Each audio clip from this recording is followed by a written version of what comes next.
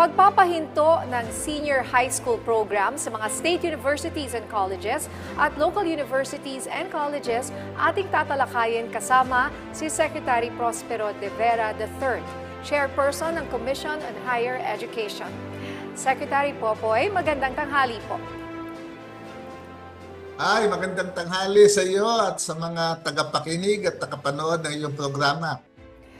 Sir, ano po ang basis ng inyong inilabas na memorandum kaugnay ng pagpapatigil ng senior high school program sa mga state universities and colleges at pati na rin po sa mga local universities and colleges? Okay, bigyan natin ng konteksto, no? Yung mga public universities, nung create yan by law, sila ay dapat higher education institutions. Hindi sila high school. Sila ay universities and colleges. So ang dapat na ino-offer nila ay mga degree program sa higher education. Ngayon, nung 2016, nung napumasa yung K-12 law, ang problema noon ay kulang ang mga teacher at mga rooms para sa senior high students dahil madadagdagan ng 2 taon. Samantalang sa mga public universities naman, sobra ang kanilang mga classroom at teacher dahil wala silang mga freshman na dadating. Kaya merong agreement ang DepEd at saka CHED noong 2016 na sa transition period, pwedeng mag-offer ng senior high ang mga public universities para magamit yung excess room capacity nila at saka mga teachers habang nagtra-transition tayo sa K-12.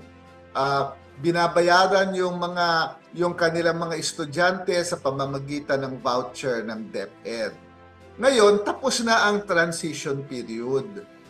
Puno na ang mga state universities and colleges, kailangan na nilang gamitin ang mga kwarto at mga teacher, kaya't wala nang basihan para sila ay magpatuloy na mag-offer ng senior high school.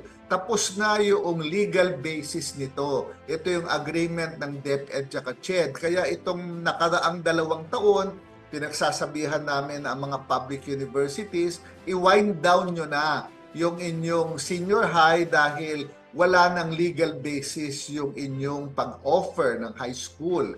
Ngayon, naglabas na ang DepEd ng circular na hindi na bibigyan ng voucher yung mga estudyante na nasa public universities dahil nga tapos na ang transition period. Kaya ang aming utos sa mga public universities ay pumunta na sa kanilang Board of Regents para pag-usapan itong isyong ito. At kung pwede ay wag na silang tumanggap ng bagong senior high students, yung grade 11. Yung grade 12 na naka-enroll sa kanila, patapusin na lang nila. Kasi wala ng legal basis at saka wala na silang makukuhang subsidy galing sa national government para sa mga estudyante ito. So dapat sila ay maging universities and colleges offering higher education programs.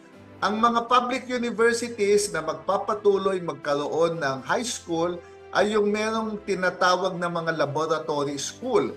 Ito yung mga public universities na nag-o-offer ng teacher education at meron silang laboratory school kung saan magte-train ang kanilang mga education students. So yan, tuloy pa rin yan. Kasi even before K-12, meron ng laboratory schools ang ilan-ilang mga public universities.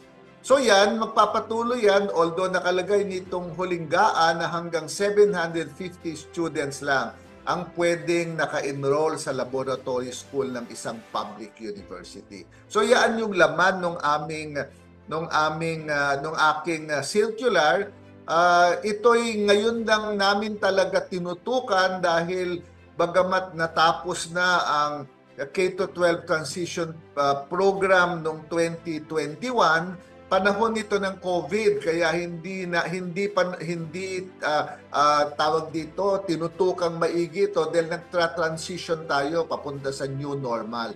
Pero madaming public universities, yung mga state universities and colleges na ako ang chairman of the board, tinigil na namin ang senior high school actually 3 even 4 years ago. Dahil nga kailangan na nung school yung facilities para sa kanilang mga estudyante. Okay. So meron po tayo ditong tanong mula kay Ivan Mayrina ng GMA News. Ano na daw po ang mangyayari sa mga state universities and colleges na tumanggap na ng applications for grade 11 last year? Cancelled na daw po ba yun lahat? Yan po ang tanong niya.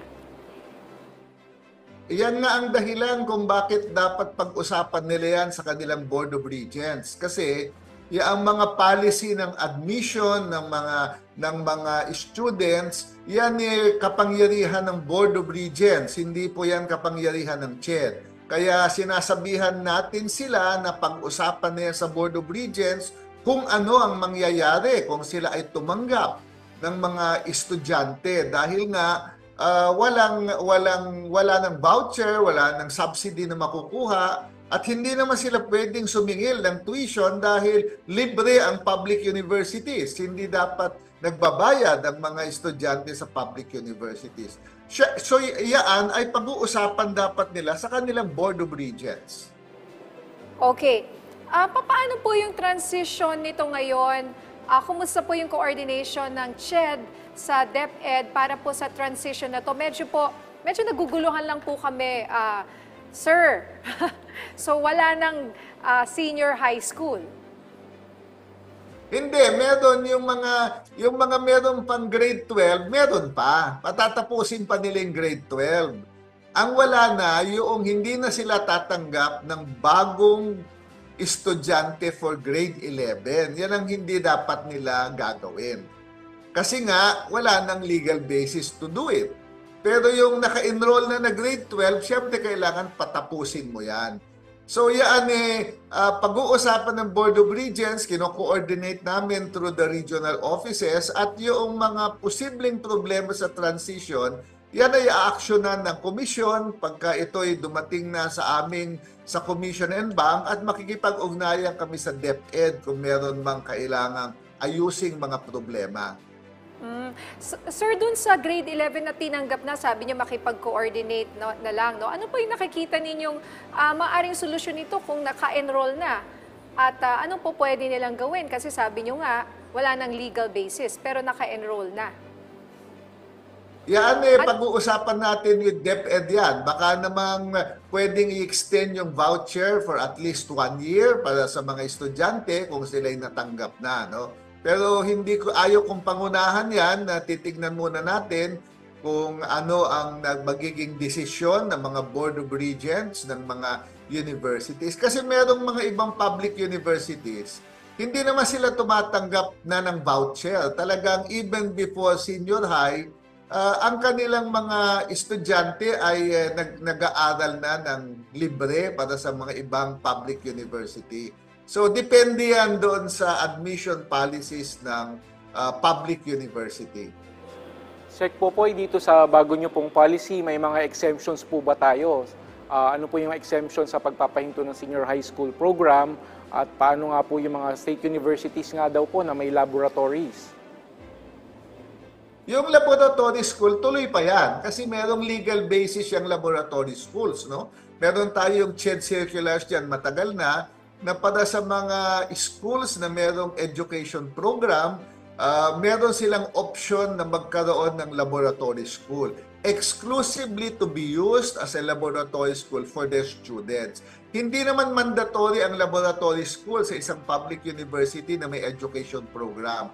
Yung ibang mga public university na merong education degree programs, ang kanilang mga estudyante ay nagte-training sa DepEd schools. Hindi naman kailangan pang meron kang education programs, meron ka laboratory school. Pero merong iba na merong laboratory school. Pero limitado yung bilang ng mga estudyanteng pwedeng tanggapin dyan sa laboratory school. Ngayon, yung issue dyan, pag meron kang laboratory school, ay paano mo popondohan. Kasi remember, before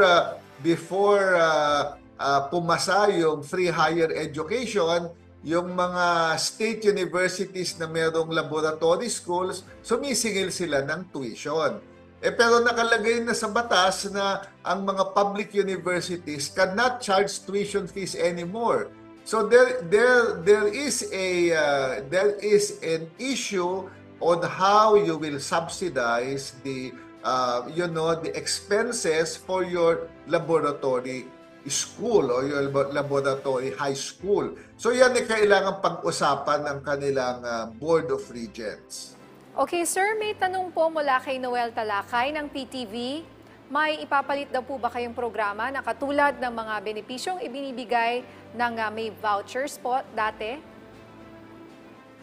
Ay wala, kasi dapat nga hindi nag-high school ang mga public universities. The charter or the laws that created public universities said that they should be higher education institutions. Ang kanilang itinuturo ay mga degree program sa higher education. Ang basic at secondary education, ang may mandato niyan ay DepEd, hindi CHED. So, tawag dito, hindi namin sakop at wala kaming planong sakupin ang senior high.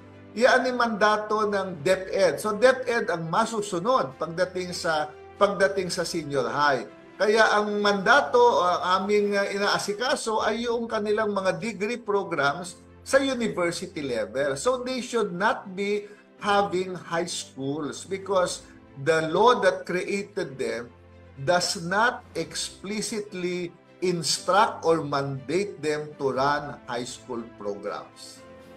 Okay.